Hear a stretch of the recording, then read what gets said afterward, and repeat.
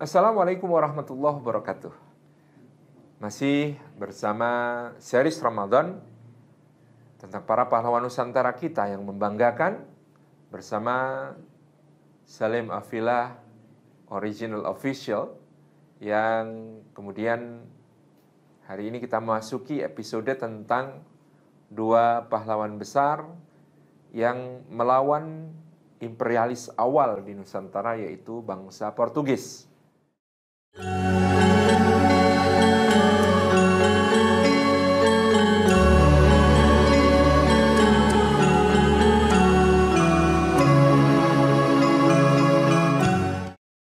Tokoh pertama kita adalah Pangeran Fathi Yunus atau Pangeran Pati Unus atau Pangeran Sabrang Lor, yang terkenal dengan ekspedisi-ekspedisi jihadnya ke Malaka melawan Alfonso del Buquerque yang menguasai Malaka di bawah bendera Portugis pada saat itu.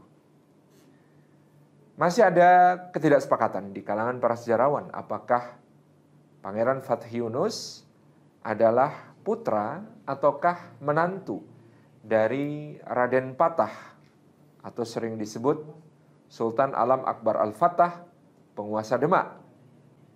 Tetapi hampir semua sejarawan sepakat beliau adalah penguasa Jepara, sebuah pelabuhan terpenting di pantai utara Jawa pada saat itu, yang menjadi bandar transito rempah-rempah di antara Maluku di timur sebagai negeri asal rempah, dengan Malaka, dengan berbagai wilayah lain di kawasan barat sampai ke timur tengah, yang menjadi penyalur rempah-rempah itu ke pasaran di negeri-negeri timur tengah dan Eropa. Bandar Jepara yang terletak di pulau tersendiri yang bernama Pulau Muria pada saat itu, ya, menjadi pelabuhan yang sangat kaya dan sangat penting, di mana seakan menjadi gerbang utama Kesultanan Demak yang menguasai sebagian wilayah Jawa pasca mundurnya Majapahit. Sebagaimana kita ketahui, Demak sendiri berkembang pesat di bawah kepemimpinan Raden Patah, salah seorang di antara putra Raja Majapahit yang konon berasal dari keturunan putri Cina yang bernama Xiu Banqi, yang dinikahi oleh Raja Majapahit dan kemudian melahirkan beliau. Lalu ketika sang ibu dihadiahkan kepada Pangeran Arya Damar dari Palembang, maka melahirkan pula sudah itu adik beliau yang bernama Raden Hussein. Jadi awalnya Raden Patah bernama Raden Hasan, baru kemudian disebut Raden Patah ketika dia berhasil memerintah wilayah-wilayah muslim di pesisir, yang kemudian secara independen perlahan-lahan ya menjadi kekuatan yang sangat signifikan pada masa akhir Majapahit. Tentu di sini harus kita sebutkan pula bahwa Demak bukanlah yang menghancurkan Majapahit. Seperti kita ketahui, Candra Sengkala yang menggambarkan runtuhnya Majapahit, sirno ilang kertaning bumi, sirno itu 0, ilang itu 0, kertaning itu 4, bumi itu 1, 0041, dibaca dari belakang menjadi tahun 1400 Saka, yang dikonversi ke tahun Masehi 1478. Tahun itu bukanlah tahun peperangan ataupun penyerbuan Demak ke Majapahit. Tahun itu adalah tahun dikudetanya Raja Majapahit yang dalam babat disebut Brawijaya V, atau kalau kita mencocokkan dengan prasasti-prasasti yang ada bernama Dyah Suraprabawa, oleh seorang raja bawahan Majapahit dari Keling atau Kediri yang bernama Girindrawardana Dyah Arana Wijaya dari Keling. Kudeta ini yang dianggap mengakhiri dinasti Majapahit pada saat itu, dan jelas ini bukan dilakukan oleh kekuatan Islam ataupun kekuatan Demak. Seperti sering dipesankan oleh para wali songo kepada Raden Patah, bahwa rakyat Jawa adalah rakyat yang sangat menjunjung tinggi nenek moyang dan leluhur, menghormati orang tuanya.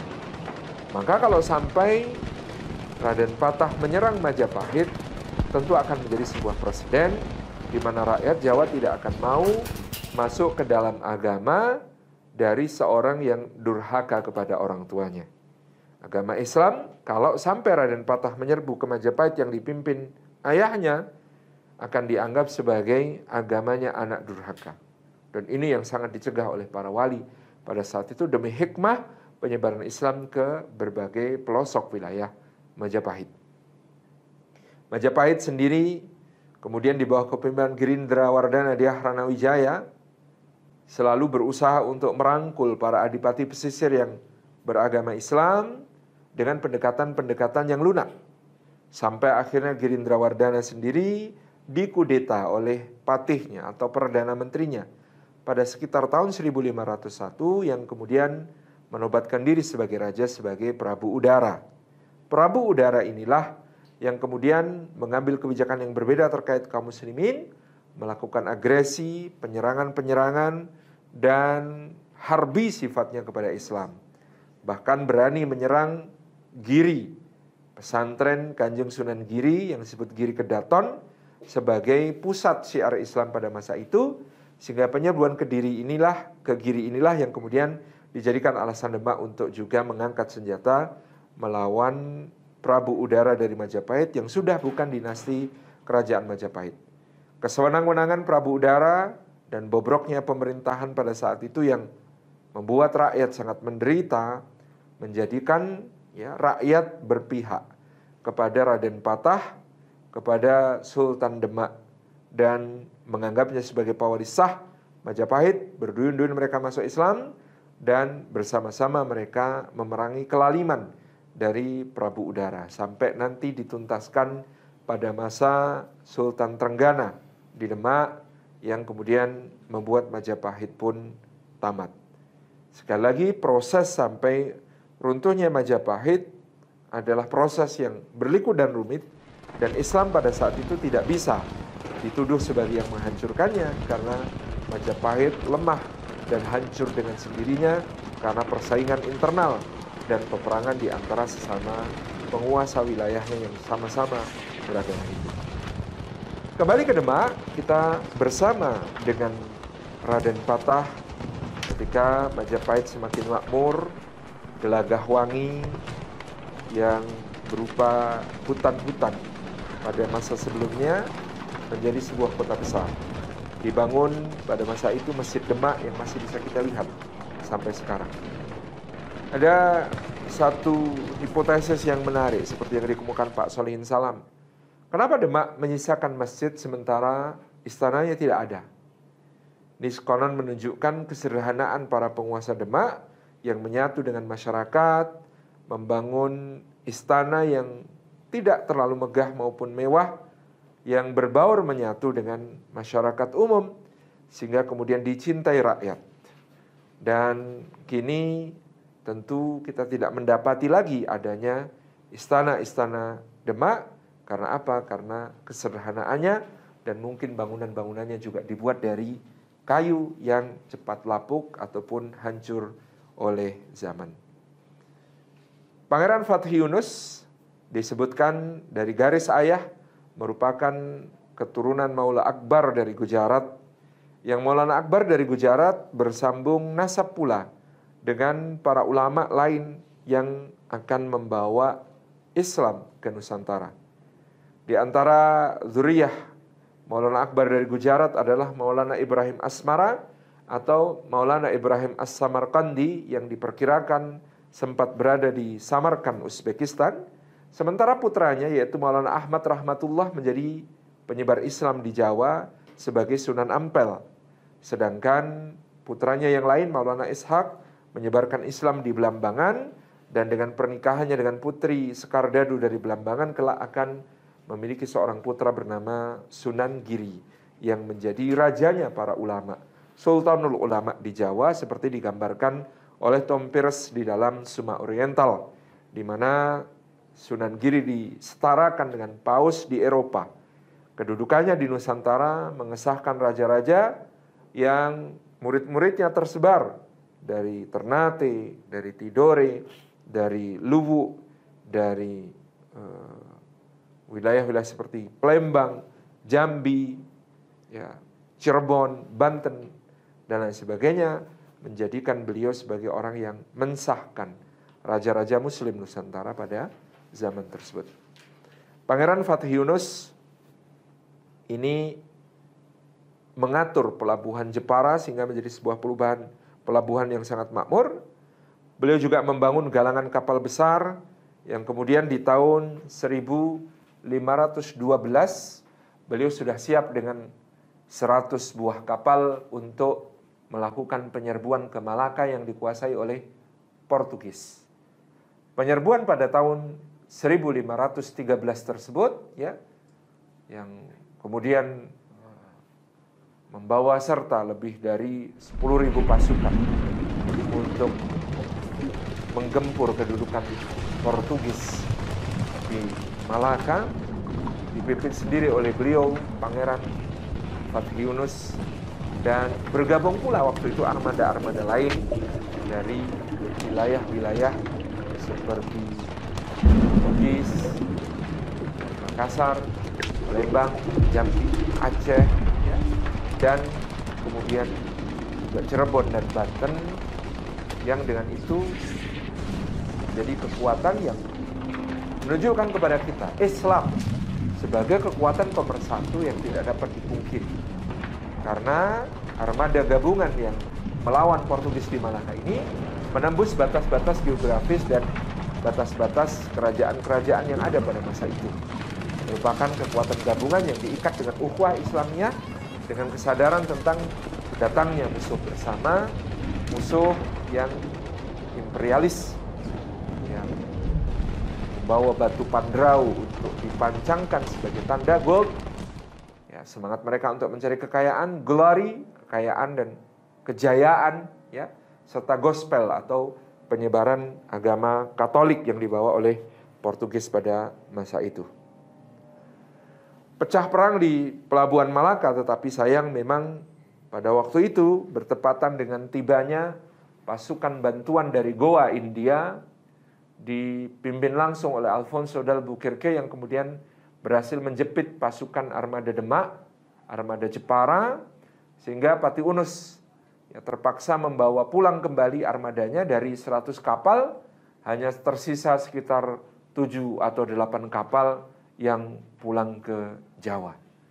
Pengalaman penyerbuan pertama ini betul-betul dicamkan dan dipelajari oleh Pangeran Fatih Yunus, sehingga beliau kemudian bergegas untuk menyiapkan penyerbuan kedua yang lebih besar, diperkirakan dengan berkekuatan sekitar 300 kapal pada tahun 1521 atau 8 tahun sejak kepulangan pasukan yang gagal pada tahun 1512 hingga 1513. Di tahun 1521 itu Pangeran Fatih Yunus setelah 3 tahun menduduki tahta Demak sepeninggal ayahandanya atau mertuanya Raden Patah, yang pada saat itu untuk menggabungkan kekuatan yang lebih solid di antara kesultanan-kesultanan Islam di berbagai wilayah, maka Pangeran Fatih Yunus melamar putri Sunan Gunung Jati, yaitu Ratu Ayu, untuk menjadi istri beliau. Dengan demikian, Pangeran Fatih Yunus menjadi menantu Raden Patah sekaligus menantu Sunan Gunung Jati di Cirebon. Bahkan kemudian juga beliau diceritakan mengajukan pernikahan dengan para putri dari penguasa wilayah-wilayah Muslim lainnya untuk mengikat persahabatan dan mengikat kesatuan dalam rangka perjuangan membebaskan Malaka dari serbuan Portugis, dari kekuasaan Portugis ini. Pangeran Fatih Yunus kembali dengan penuh semangat berangkat dari Pelabuhan Jepara pada tahun 1521 dengan kapal induknya berupa sebuah jong Jawa yang sangat besar, yang dilaporkan oleh seorang komandan pasukan Portugis di Malaka sebagai yang terbesar yang pernah dilihat orang di seluruh perairan Nusantara. Kapal jong yang menjadi pemimpin pasukan komando Fatahillah ini, komando Fatih Yunus ini ini diceritakan memiliki 3 lapisan logam yang membuat peluru-peluru meriam Portugis yang ditembakkan dari benteng Malaka tidak dapat menembusnya sama sekali. Selain tidak mampu mencapainya, juga karena dinding kapal Pati Unus yang dilapisi dengan logam yang sangat kuat ini membuat peluru dari meriam-meriam Portugis tak dapat menembusnya. Ada satu peluru yang kemudian berhasil ditembakkan masuk ke geladak kapal tersebut dan bahkan melukai sang Panglima Agung, Pangeran Fatih Yunus, di atas kapal. Luka parah itu konon yang membuat beliau akhirnya gugur di dalam peristiwa penyerbuan kedua ke Portugis yang terjadi pada tahun 1521 ini. Pangeran Fatih Yunus membawa kembali armada perangnya yang diceritakan berlambang bendera kuku tarung yang sangat indah. Tarik, padahal ini adalah armada gabungan terbesar yang pernah dibentuk dalam melawan imperialisme Portugis pada saat itu. 350 kapal yang sangat kuat, yang armada Aceh bergabung, Palembang bergabung, Jambi bergabung, Cirebon bergabung, Demak, dan kemudian Banten sampai pelaut-pelaut Bugis, para kapal-kapal dari Tuban, kapal-kapal dari pelabuhan Gresik, dan lain sebagainya menjadi satu kesatuan komando di bawah kepemimpinan Pangeran Pati Unus yang luar biasa. Pangeran Pati Unus yang terluka parah, kemudian wafat, gugur syahid karena luka-lukanya di dalam peperangan melawan Portugis ini. Dan orang kedua di dalam armada tersebut yang oleh beberapa sumber disebut Raden Hidayat, membawa balik kapal itu ke Jawa dengan transit pertama di pelabuhan Cirebon, menghadap kepada Sunan Gunung Jati, dan Sang Sunan Gunung Jati, pemimpin para wali pada saat itu, mendoakan agar Allah menerima syahidnya Pangeran Fatih Yunus. Ikut bersama dengan rombongan kepulangan Pangeran Fatih Yunus ini beberapa petinggi dan para prajurit dari Kesultanan Malaka yang kemudian menggabungkan diri dengan pasukan Jawa ini. Lalu oleh Sunan Gunung Jati mereka diberi tempat di wilayah sebelah selatan Cirebon, di sebuah tempat yang luas, yang memiliki danau yang sangat sejuk dan indah. Maka wilayah itu kemudian disebut sebagai Tasik Malaya. Tasik artinya danau atau padang luas, Malaya atau Melayu, Malaka berarti dihuni oleh orang-orang yang berasal dari Kesultanan Malaka. Maka mungkin Anda berasal dari Tasik Malaya, ada kemungkinan Anda bukan hanya berdarah Sunda, tapi juga berdarah Kesultanan Malaka, karena kemudian merupakan Tasik Malaya ini wilayah yang dihadiahkan Sunan Gunung Jati untuk keluarga Kesultanan Malaka dan prajurit-prajuritnya yang menyertai kepulangan Pangeran Fatih Yunus ke Jawa. Pangeran Fatih Yunus kemudian jenazahnya dibawa kembali ke Demak, atau ada yang menyatakan bahwa beliau berwafat setelah tiba di Demak. Ada beberapa riwayat tentang ini.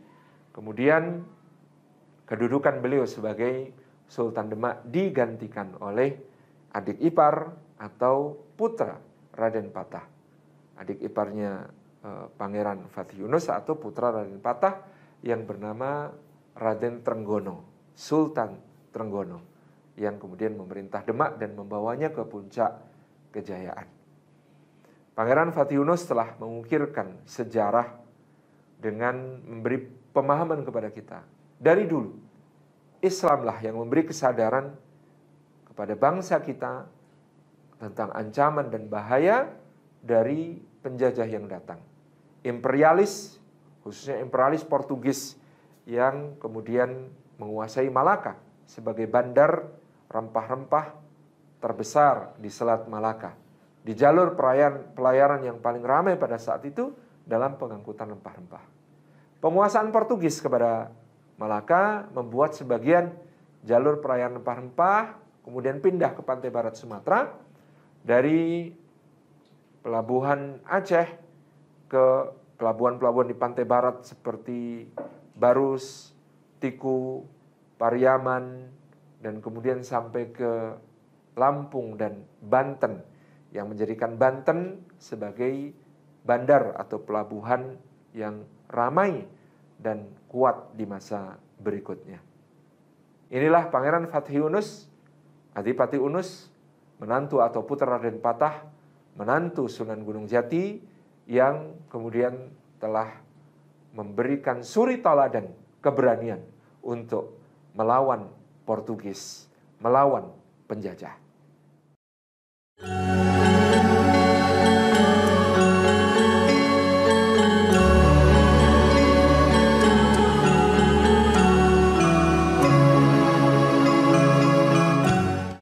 Tokoh kedua yang akan kita bahas di kesempatan hari ini adalah Fathahilah. Seorang tokoh yang fenomenal karena berhasil ya mempertahankan tanah Jawa dari aneksasi oleh Portugis, yang pada saat itu pelabuhan Sunda Kelapa diserahkan oleh Raja Samiam, raja dari Pajajaran, untuk didirikan sebuah benteng dan loji dagang Portugis yang kalau itu sampai terwujud akan menjadikan Portugis, penjajah yang sangat ditakuti ini, bercokol di Jawa. Siapakah Fathahilah? Para peneliti Belanda seperti Haji de Graaf dan lain sebagainya masih berpendapat bahwa Fathahilah dan Sunan Gunung Jati atau Syarif Hidayatullah adalah orang yang sama. Tetapi penelitian yang lebih mutakhir seperti oleh Profesor Hussein Jayadiningrat dan lain sebagainya, yang kemudian secara lebih teliti menelisik di samping makam Sunan Gunung Jati terdapat sebuah makam yang bertuliskan Tubagus Pase Fathullah atau Tubagus Pase Fathahilah atau Fadlullah Khan, yang menunjukkan ada sosok yang merupakan tokoh sejarah yang berbeda dengan Sunan Gunung Jati itu sendiri. Sunan Gunung Jati, Syarif Hidayatullah bin Syarif Abdullah Al-Masri, merupakan seorang ulama besar yang menjadi pembawa Islam di Jawa Barat, khususnya seluruh Jawa pada umumnya. Beliau memiliki seorang ibu bernama Rara Santang, putra Raja Pajajaran, yang bersama kakaknya yang merupakan uwak Sunan Gunung Jati, yaitu Pangeran Walang Sungsang, menunaikan haji ke Tanah Suci. Di Tanah Suci Mekah bertemulah mereka dengan Syarif Abdullah Al-Masri yang berasal dari Mesir. Kemudian Rara Santang dinikahkan dengan sang Syarif oleh kakaknya Pangeran Walang Sungsang dengan perjanjian kalau kelak mereka memiliki seorang anak laki-laki maka akan dikirim ke Jawa untuk membantu uwaknya berdakwah. Pangeran Walang Sungsang kemudian pulang ke Caruban atau ke Cirebon, ya, mendirikan pusat dakwah di Cirebon.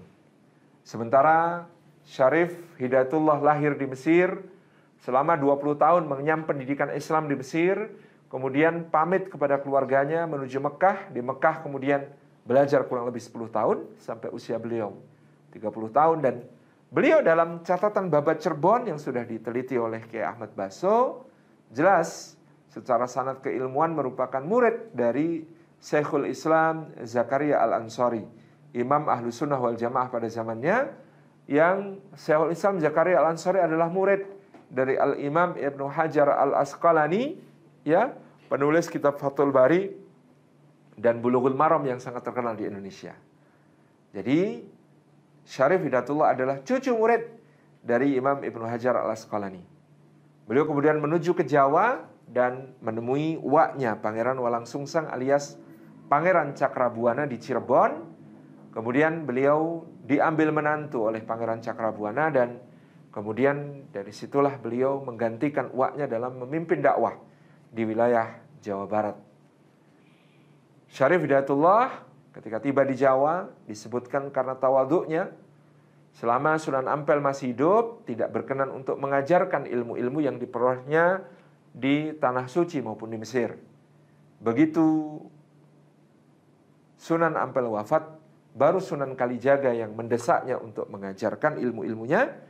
Dan Sunan Kalijaga pun menjadi murid talaki yang sangat serius, hadir ke Cirebon, pada Sunan Gunung Jati untuk mengaji langsung pada beliau. Tempat di mana Sunan Kalijaga tinggal selama berada di Cirebon, sampai hari ini masih disebut sebagai Desa Kalijaga. Nah, bagaimana hubungan Syarif Hidayatullah Sunan Gunung Jati ini dengan tokoh yang akan kita bahas, yaitu Tubagus Pase Fathullah alias Fatahillah, alias dalam lidah orang Portugis Faletehan atau Fadlulahan. Dalam versi penelitian mutakhir oleh Profesor Uka Chandra Sasmita disebutkan bahwa Fatahillah atau Fadlullah Khan atau Faletehan ini adalah seorang ulama Pasai. Ketika pada tahun 1521 pasca kekalahan dari Pangeran Fathi Yunus dan armadanya ditarik ke Jawa, maka ternyata Portugis bergerak dengan armada yang kuat untuk menaklukkan Pasai di pantai utara Aceh. Kesultanan Pasai berhasil dihancurkan dan dikuasai oleh Portugis pada tahun 1521 tersebut, sehingga pada saat itu Fadlullahan atau Fatahillah yang baru pulang dari Tanah Suci mendapati negerinya telah dikuasai Portugis, sehingga dia meneruskan perjalanan menuju ke Jawa. Di Jawa, dia mengabdi ke Demak kepada Sultan Trenggono, pengganti Pangeran Fathi Yunus memerintah Demak. Kemudian melihat keulamaannya, maka Sultan Trenggono menjadikannya sebagai mufti di Demak. Tapi ternyata Fatahillah bukan hanya seorang ulama yang bisa mengajar kitab-kitab, tetapi juga seorang yang pandai mengajar ilmu peperangan dan kemiliteran. Bahkan disebutkan dia dari keturunan panglima-panglima Pasai yang terkemuka. Maka Fatahillah kemudian diangkat menjadi panglima Kesultanan Demak. Fatahillah ini bahkan oleh Sultan Trenggono dinikahkan dengan kakaknya, putri Raden Patah yang merupakan istri dari Pangeran Fathi Yunus, janda Pangeran Fathi Yunus yang telah gugur syahid. Bahkan juga dinikahkan dengan Ratu Mas, putri dari Syarif Hidayatullah Sunan Gunung Jati yang dahulu juga adalah janda dari Pangeran Fathi Yunus. Jadi Fatahillah menikahi kedua janda Pangeran Fathi Yunus dan mewarisi semangatnya untuk berjihad fisabilillah, berjuang menahan aneksasi imperialis Portugis terhadap wilayah-wilayah di Nusantara.